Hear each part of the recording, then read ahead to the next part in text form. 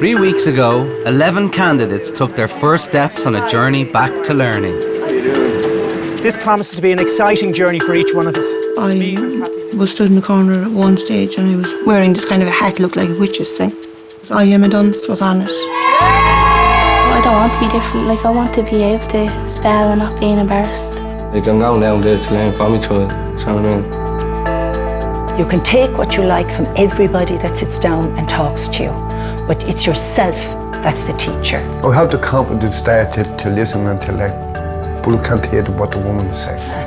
See, there's characters all across the board, and it's just going to be amazing. All 11 have their own unique story to tell, but their one common goal is to better their reading and writing.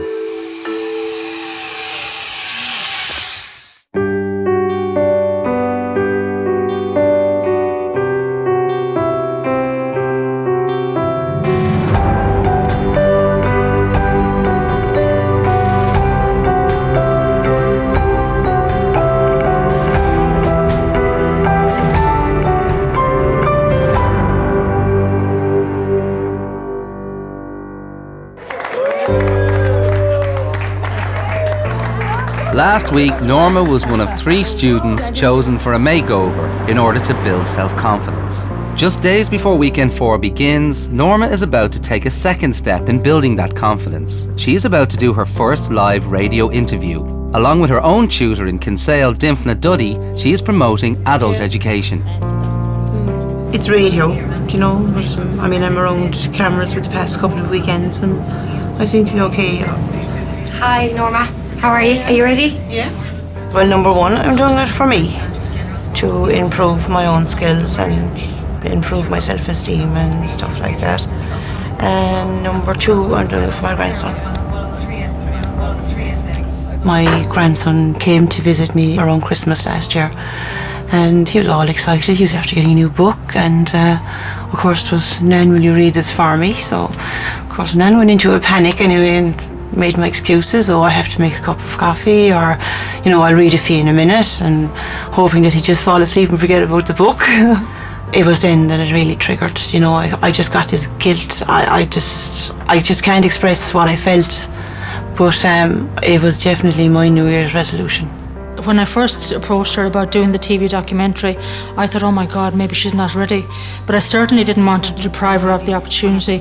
And I just see her coming so far in such a short time that I could not have conceived this happening. That was hard. The change in her, it's incredible, but you would not believe it. Norma, for somebody listening to us right now, the idea of going back to education, for many it haunts them because they think of all those episodes that they don't want to revisit. What was it like for you? At the beginning, yes, it was all of those things. It was nervous, it was a big step to take. But I think the hardest part of it all is taking that step. How old were you when you left school? I was 13 when I left school. Back in Capure, Norma plays a recording of the radio interview to the group. It was always at the back of my mind. Even going to the shops was a big deal for me because I'd have to stick to a shop that I knew where stuff was on the aisles and stuff like that. Yeah, she came across very well. I felt proud of her and I felt a little bit embarrassed for her because the fact she was sitting there around the whole lot of us, there was probably no need for her to be embarrassed because she knows us all. I thought she was very good. She was so relaxed and to the point. She didn't come across nervous at all. She just seemed so positive. I just got to a stage where I just got sick of all the day and stuff. Wonderful, absolutely wonderful. I thought she was very direct and she knew what she was talking about. And it was no bother to her. But she has this confidence about her that I'm doing it now and I want to do it, which is great. And yes, I do see a big change in Norma and tremendous change. Well, Norma.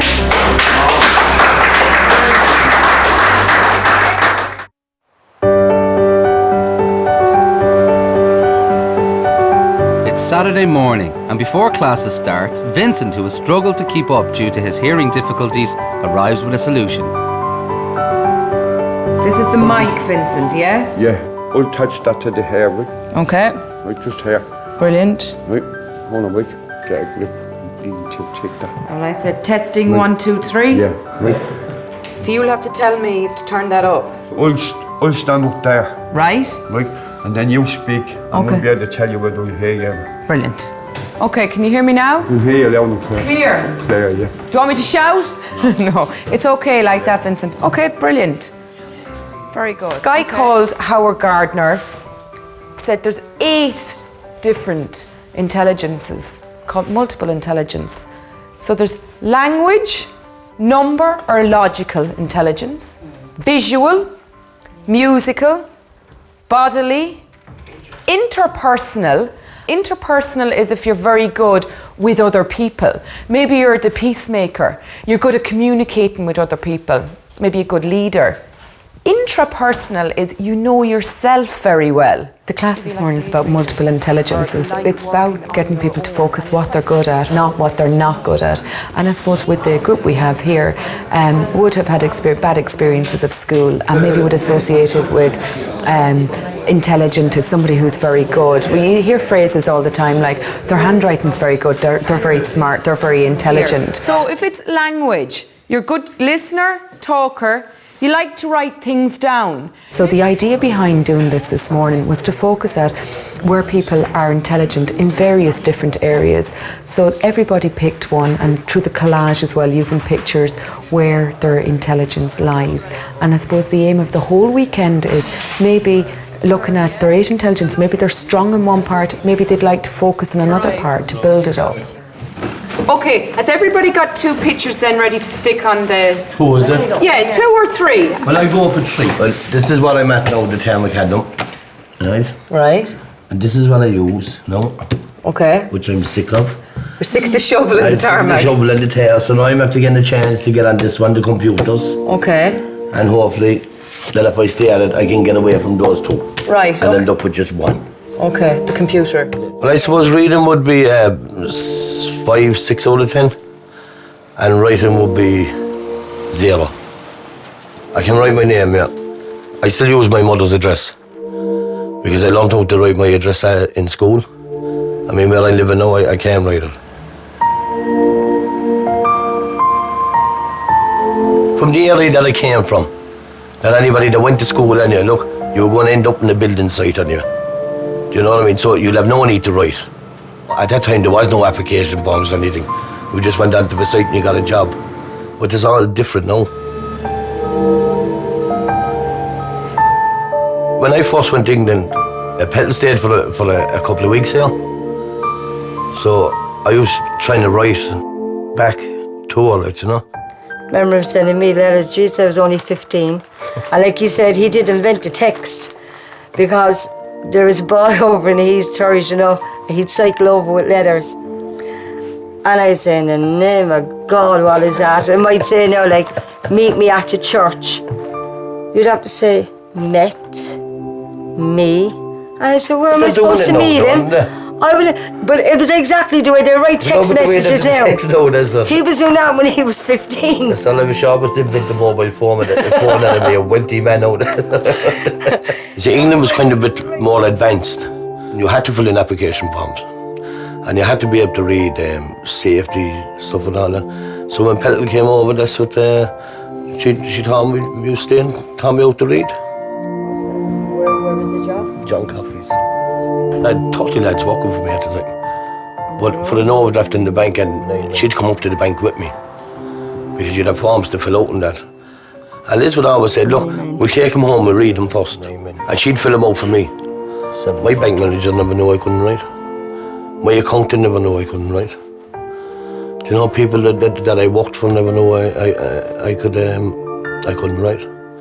I never told them. Okay, go on another bit there, so it's one and you can get the back. You pay now so much every week, and then you're waiting on checks to come in from big companies. And there could be 3 or 4 months waiting on them, you know. And there was always something holding him back with forms. And he'd have overdrafts in the banks that he could only go so much. And then it was cut off. And you see, you had to have the money every Friday for the men. If Pet went there on the Friday, I'd have to change just 1 cheque and pay the lads cash. Because I wouldn't be able to write their cheques. No, I could put down the figure, how much they were getting, right? But I couldn't put their names in there. And I couldn't put the amount. So if I put 800 down, I mean, two fellas caught me and they'd put a 1 in front of the 800. You know, and next one I just fill in the cheque for 1800. So I wouldn't notice that until 2 months gone when I get a bank statement. But then they would be well gone from me. Like, I mean, people know that the area that you come from, you're not a well-educated man. You know, and people exploit that. I mean, I was walking down Skippereen one day. I had 6 men working for me. And next time I had a phone call from the bank. Look, Keith, you owes us 120,000. That was pounds at the time. I just thought, I said, look, I said, if I don't get paid now, I said, I'll have no men and I'll get no money. But I mean, Petal never knew about that 120,000 that I owed. But the bank was after ringing herself first. And you can imagine the pressure then that she was under, like, thinking that is the house going to be taken off, is this going to be taken off? You don't need an education to make money, but you need an education to look after money. I'm delighted he's doing it. And you know, if he can come out and just write a basics, I'd be happy as Larry with that. My son, he has a taxi, but he's going to Russia. So I'm going to take over. I just want an easy life now. That's all. I worked hard enough. The thing is that every job you get now, you must write where you're going and where you come from, you know, the names and places and that. Like. So it will be a problem.